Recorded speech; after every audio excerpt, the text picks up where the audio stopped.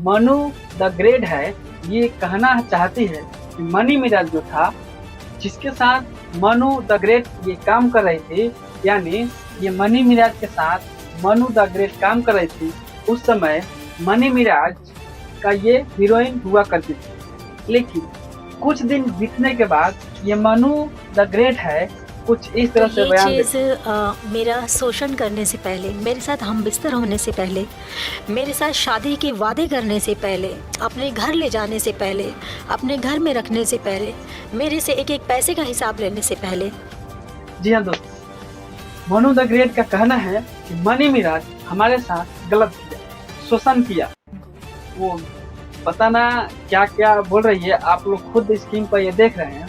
लेकिन हमको आज तक ये नहीं पता चला कि आखिर वो बंद कमरे में कौन सी साजिश हुआ जिसके कारण मनी मिराज को आरोप लगा, या हकीकत में मनी मिराज गलत है।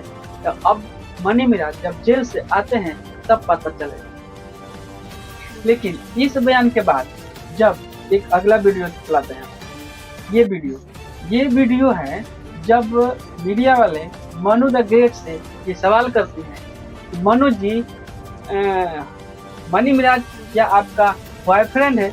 तो मनी मिराज के नाम, बॉयफ्रेंड का नाम सुन करके मनु द ग्रेट का इस तरह से बयान आता है। आप हैं, गर्लफ्रेंड हैं आप मनी? एक second, let me complete. I hate girlfriend word, ठीक है? क्यों क्या अभी कह रहे हैं कि आप जो है मनी? कहने दीजिए, मैं सर्टिफिकेट लेके बैठी हूँ क्या?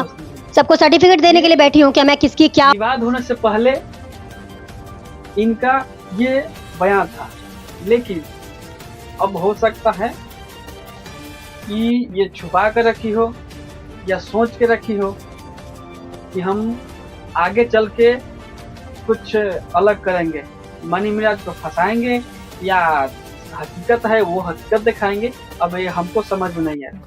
लेकिन ये सब होने के बाद मनु द ग्रेट का कुछ इस तरह से बयान आती है और मनी मिराज अभी तक जेल में है, और जेल से आते हैं तो क्या रिएक्शन होता है मनी मिराज का, वो आप लोगों को अगला वीडियो में जरूर मिलेगा।